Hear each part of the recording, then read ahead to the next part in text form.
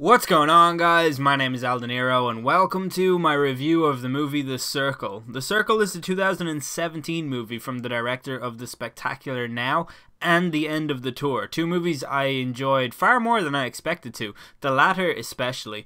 The Circle boasts a very respectable cast with Emma Watson, Tom Hanks, John Boyega, and Patton Oswalt.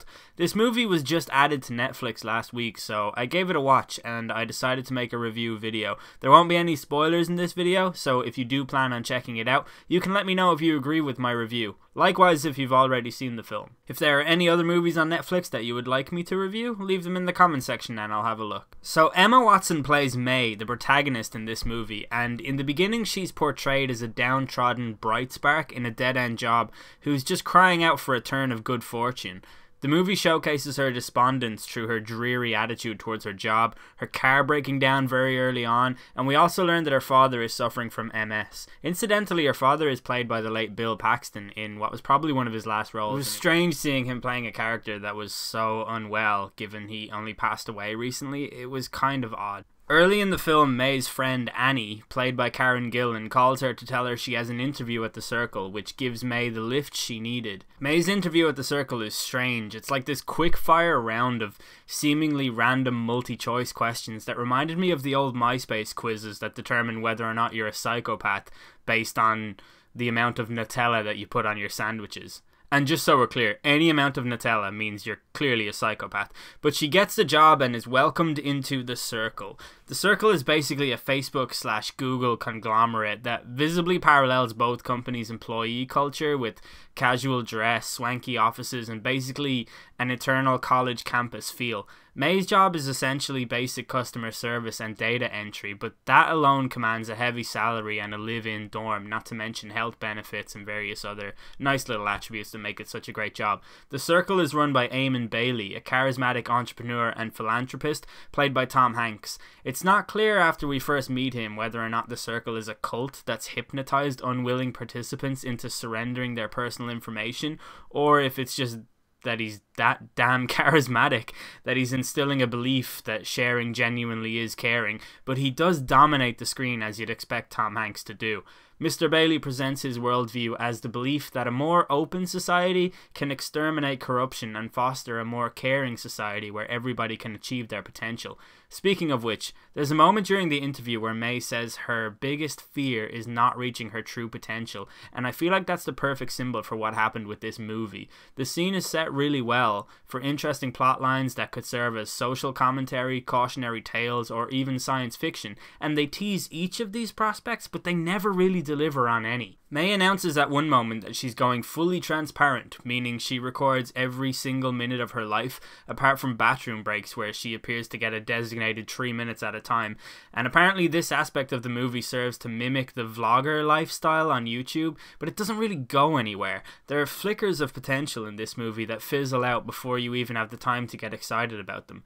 John Boyega's character, for example, is one of the more interesting characters. Like, he's got this sharp wit and clear, skeptical observations which set him apart from the cult-like drones that May encounters everywhere else in the movie, who, she's surprised to learn, know about her father's MS. But even that, instead of creeping May out, this information only seems to spark her interest more. Like, on one hand she's apprehensive, but on the other hand she's fully complicit, and not in the conformist, rebellious way that you're thinking of. But John Boyega's screen time is extremely limited and will leave you wonder why he was even there at all. One of the main problems with the movie is that Emma Watson has to be in every single scene, and I'm not saying that because she's not a capable actor. I've enjoyed a couple of her films before, but most of the key scenes in terms of plot development actually happen off screen, which is really disappointing and kind of a bizarre decision. There's also Mercer, this character played by Eller Coltrane from Boyhood, and if anyone has seen Boyhood, it's literally the same characters save for the name and where he lives. He hates social media and snobbily looks down on anyone who uses it, and it's never really made clear why. He's presented as like an outdoorsy kind of guy, and that's about as much depth as we get to his character. It's as if the writers had no way of fitting him into the story, so they just ripped the character from Boyhood and stapled it into the liner notes of this movie because Boyhood was a hit, so therefore it must make this a hit. There are things I liked in this movie. I think if it hit any note correctly in terms of its social commentary, it was probably dealing with social media's tendency to alienate people from the real world and create a kind of a gratuitous, vapid center of attention as a form of escapism, even though I feel like they kind of went all in on that front to a point that crossed the line of outright ridiculous. I did really like the visuals in the movie too. Like, it's a very cleanly shot film, and the social network users' comments popping out of the screen was well done, even if very few of them were actually substantial or even reaching the level of zany that they were sort of going for. Another point of contention with the movie is Tom Hanks's screen time. It feels as though putting him on the poster is almost farcical, because he has a total of, like, I don't know, 7 minutes on screen at a guess. The scenes with him are usually interesting because he has natural charisma. Like, he's Tom Hanks. Think in your head of a bad Tom Hanks movie, and I don't know, could you even, like, what is there, like, maybe 2 of them? But there are so few scenes in this that you really have to pick your moments. I think the main frustrating thing about this film, though, is that it just goes nowhere. Like, it's fair enough if it doesn't say something or, you know, become this brilliant piece of social commentary, if it's still an entertaining film, but sadly this isn't even one of those. There's no central villain in the movie, there's no love interest, there's, like, nothing for you to even root for. You spend the whole film wondering what's going on in people's heads and not really getting a clear answer by the end, and it's just wholly unsatisfying. I'm gonna give this movie a 4 out of 10 and just say only watch it if you're really stuck or if you're on a quest to see every Tom Hanks movie ever made.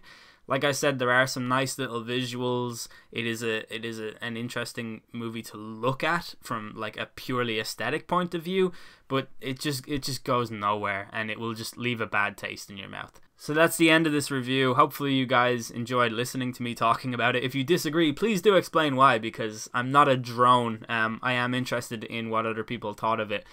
Other than that, if you want to suggest another movie for me to review, please do leave it in the comments section. I've been El De Niro. Thanks for listening.